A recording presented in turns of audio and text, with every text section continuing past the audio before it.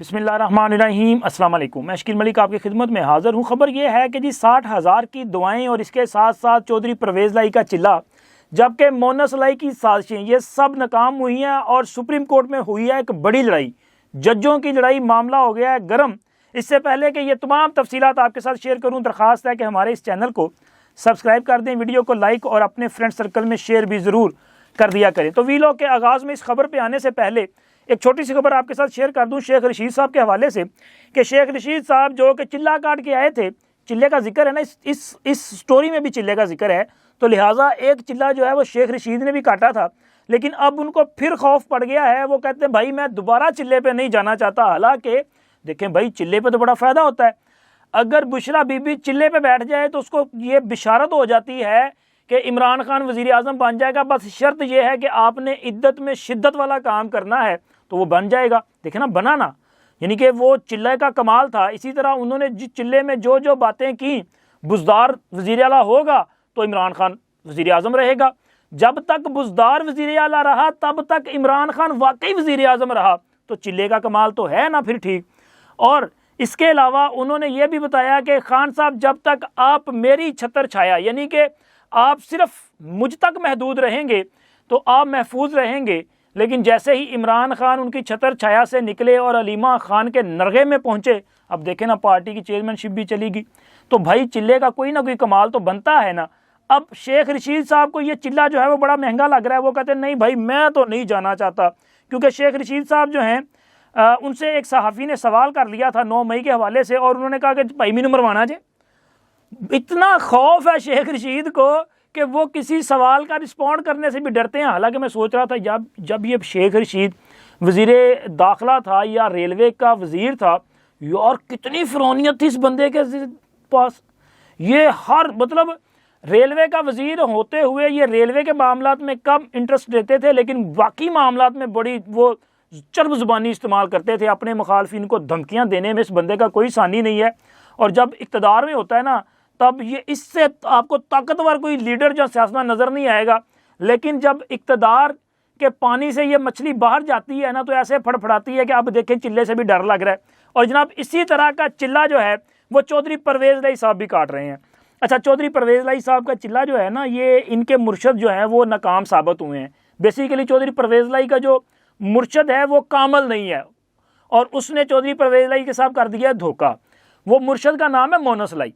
मोनस लाई ने चौधरी परवेज़ लाई को ट्रैप किया। हालांकि चौधरी परवेज़ लाई एक ट्रैक पे आ गए थे, इनकी तमाम डील मुकम्मल हो चुकी थी पीडीएम के साथ। आपके इल्म है ना कि जब इनको वज़ारत आला ऑफ़र की गई, तमाम चीज़ें जो हैं वो डिसाइड कर ली गई, इवन के दुआए खैर भी कर ली गई। चौधरी साहब ने खुद अपने हाथ से मिठाई भी खिला दी।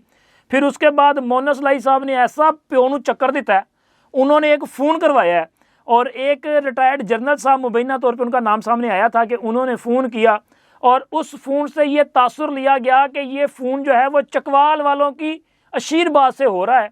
और चकवाल वालों का पैगाम ये था कि ये सब जो हो रहा है ये सारा ड्रामा है, ये नूरा कुश्ती है, होना वाना कुछ नहीं, रहना इमरान खान नहीं है। तो जनाब चौधरी साहब आ गए उस ट्रैप में। चौधरी साहब ने 2-3 माह की वजारत इंजॉय की। इस वजारत का फ़ायदा, सबसे ज़्यादा फ़ायदा जो है मोनस लाई ने लिया कि उन्होंने बड़ा पैसा इकट्ठा किया। भाई इतना पैसा इकट्ठा किया है कि अब उस पैसे की बुनियाद पे वो जो पीर है मोनस, वो जनाब स्पेन में या यूरोप में या यूके में वहाँ बैठ के यशियाँ कर रहा है, मौजें कर रहा है, कॉफ़ियाँ पी रहा है, डटे शटे मार रहा है। वो नूरा फतेही के डांस वांस देखे जा रहे हैं, और पैसा ही ज़ाहिर है भाई। इतना पैसा जब इकट्ठा हो जाए तो ये भी इशू है ना। अच्छा, गरीब बंदे का प्रॉब्लम है होंदा है कि गरीब दे को पैसा नहीं होंदा, तो उन्हें फिक्र होंदी है कि यार मैं अपनी ज़रूरतां किवें पूरियां करनियां ने। लेकिन अगर किसी के पास ज़्यादा पैसा हो तो उसे ये फिक्र होती है कि उन्हें लाना कित्थे है, ठीक है। और इसी तरह की जो फिक्र है वो चौधरी मोनस लाई को है। लेकिन परवेज़ लाई साहब ने इस चक्कर में ये एक मुश्किल चिल्ला काटा, बल्कि काट रहे हैं कि भाई इमरान खान का तो हो जाना है सफाया। परवेज़ लाई बड़ी दूरअंदेशी देखते हैं, वो बड़े बड़े काया सियासतदान हैं। पता नहीं किस चक्कर में वो आ गए थे, मुझे ये आज तक इस बात की समझ नहीं आई कि परवेज़ लाई को सिपाही कहा जाता है और ये सिपाही चक्कर में आ गया, यार समझ नहीं आई। लेकिन अब देखें ना, मोनस वहाँ पे है, परवेज़ लाई ने चिल्ला काटा था कि इमरान खान जो है वो गर्दिशे अयाम का शिकार हो चुका है, इमरान खान की सियासत का सफाया हो जाएगा, क्योंकि जिसके साथ इसने टक्कर ले ली है ना, वहाँ से कोई भी मतलब वो अपना उस हालत में वापस नहीं आता। अब इमरान खान कि वो पार्टी चेयरमैनशिप भी चली जाएगी, वजारत उज़्मा तो गई और इमरान खान शायद ही सियासत में कभी वापस आएँ। तो परवेज़ लाई साहब डट गए थे कि उनको ये लग रहा था कि पंजाब में उनसे बड़ा नाम जो है वो अब PTI के पास नहीं है। तो उन्होंने 2 माह की वजारत आला और फिर इमरान खान के हुक्म पे अपनी हुकूमत और असम्बली की कुर्बानी भी दी और उसके बाद डट के खड़े हो गए और उन्होंने हर बार कहा कि जनाब जो मर्जी हो जाए, मैंने प्रेस कॉन्फ्रेंस को ना जो करनी। लेकिन उनका ख्याल ये था कि अगर कोई स्पेस मिली तो जनाबी अली साडा चांस लग जाएगा और PTI बनी बनाई पार्टी साडी झोली च। लेकिन जनाब अब देखें ना कि वो चिल्ला नाकाम हो गया। वो PTI जो है वो अब सियासी पार्टी नहीं रही, वो चली गई एक वकील के पास। अब वकील देखें इसका क्या असर करता है क्या नहीं होता, ये तो आने वाला वक्त बताएगा। लेकिन जनाब चौधरी परवेज़ लाई साहब का चिल्ला भी नाकाम और मोनस लाई की तमाम साजिशें भी नाकाम, क्योंकि मोनस लाई वहाँ पे जो है वो अब फंस के बैठ गया है। उसकी वजह यह है कि यहाँ उनके खिलाफ इश्तिहारी की जो कार्रवाई है उसका बाज़ाब्ता आगाज़ कर दिया गया है। चौधरी मोनस लाई को इश्तिहारी करार देने के हवाले से इश्तिहारात जो हैं वो उनके घर, इसी तरह अदालत और दीगर जगह पे जो है वो चस्पा कर दिए गए हैं। लोगों को बताया जा रहा है कि ए भगोड़े ने, ए नस्या होया जे, ए इश्तिहारी जे, ए लुटमार करना ले जे। ये सारी चीज़ें जो हैं अब लोगों के सामने आ रही हैं और चौधरी परवेज़ लाई और इनके बेटे की वजह से जो है वो चौधरी बरादरान की या चौधरी ख़ानदान की जो है वो बदनामी हो रही है। और इसके साथ साथ जनाब चौधरी परवेज़ लाई साहब चूँकि मुश्किल में जो बंदा होवे ना तो फिर वो पीरां फकीरां कोलों किसी कोलों भी जो उसके सामने आवे ना तो कहता यार मेरे वास्ते दुआ करना। और आम तौर पे यही होता है, अगर किसी बंदे पे किसी भी तरह का कोई किसी ज़रा सी मुश्किल भी आ जाए ना तो वो कहता है यार मेरे लिए दुआ करना। इवन कि किसी के बुखार हो जाए ना तो वो कहता है यार मुझे बुखार चढ़ गया, मेरे लिए दुआ करना। तो जनाब चौधरी परवेज़ लाई ने 60,000 की दुआएँ ली हैं। बड़ा खूबसूरत आज वाक़या पेश आया है। वाक़या ये पेश आया कि चौधरी परवेज़ लाई साहब की आज लाहौर में पेशी थी, अडयाला में। ये माशाल्लाह वो हाल मुकीम अडयाला है ना इनका, तो वहाँ से ये आते हैं लाहौर FIA की अदालत और दीगर अदालतों में पेश होने के लिए। तो ये जब आए तो इनकी गाड़ी का एक्सीडेंट हो गया। अच्छा, इनकी गाड़ी का जिस गाड़ी के साथ एक्सीडेंट हुआ वो वकला की गाड़ी थी और फिर वकला की गाड़ी और इनकी गाड़ी का एक्सीडेंट होता है ये अपना सिविल सेक्रेटेरिएट के करीब है, इस्तांबुल चौक वहाँ पे, यानी कि उसके साथ ही वो लाहौर की जो अदलिया है वो मरकज़ है। तो भाई वहाँ पे तो वकीलों का राज है, नो डाउट। और जैसे ही गाड़ी का एक्सीडेंट हुआ वकील फिर बिफर गए। उन्होंने क्या ऐसी तैसी फेर देंगे, आपने हमारी गाड़ी का ये कर दिया वो कर दिया, नहीं छड़ांगे, हमें जनाब इसका जो है ना वो आप वो अपना डैमेज दें, पैसे दो सानू। और उनको बताया गया कि यार देखें ये चले हादसा था हो गया, आपकी मेहरबानी है, हम जा रहे हैं, चौधरी परवेज़ लाई साहब की गाड़ी है और वो गाड़ी में बैठे हुए हैं। उन्होंने कहा नहीं नहीं चौधरी झूठ बोल रहे हो।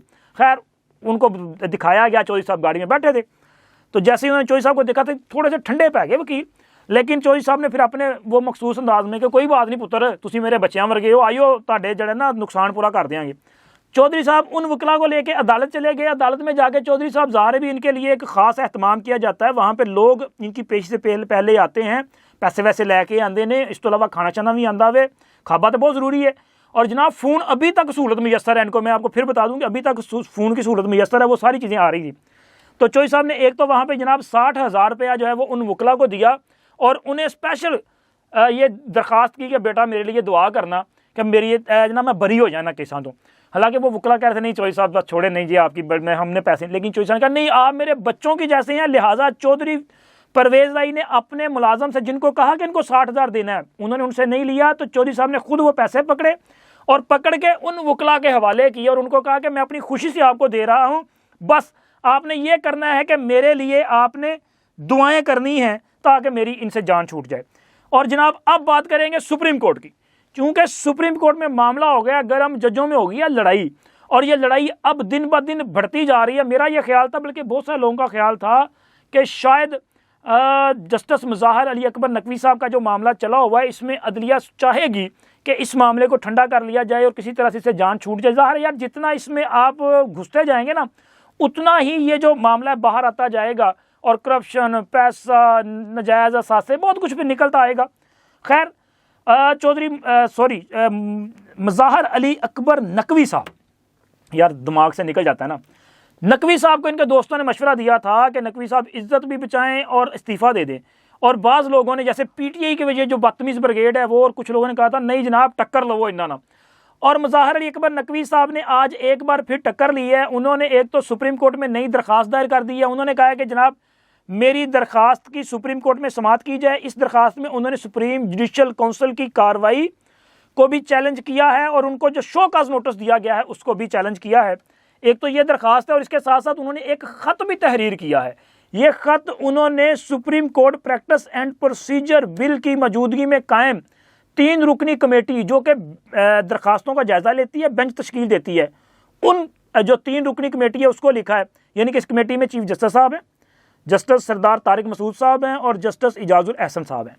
उनको ख़त लिखा है और कहा है कि जनाब मेरी जो दरखास्तें हैं उन पर उनको समाअत के लिए मुकर्रर नहीं किया जा रहा। एक दरखास्त मैंने 20 नवंबर को, दूसरी 30 नवंबर को दायर की है।